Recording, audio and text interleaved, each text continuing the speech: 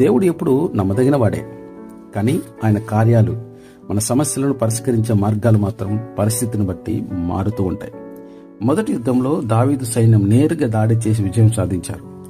దావీదుకు రెండవసారి కూడా అదే పద్ధతి సులువుగా అనిపించి ఉండవచ్చు, కానీ దేవుడు పోవద్దు, వెనకకు తిరిగి పొదల నుండి రావాలని చెప్పాడు. అంటే దేవుడు తమను వేరే మార్గంలో ఉంచి శత్రువులకు అకస్మాత్తుగా దాడి చేసే వ్యూహాన్ని ఇచ్చాడు. సపోజ్ మీరు ఒక ఉద్యోగాన్ని పొందటానికి ఎప్పుడు కేవలం ఆన్లైన్ దరఖాస్తులు పంపించారు అనుకోండి, కానీ దేవుడు మీతో ఈసారి నీ పాత పద్ధతి పనిచేయదు, ఒక వ్యక్తిని వ్యక్తిగతంగా కలవడానికి ప్రయత్నించు అని చెప్పవచ్చు. అంటే పాత పద్ధతి అంటే నేరుగా దాడి చేయడం ఈసారి పని చేయదు.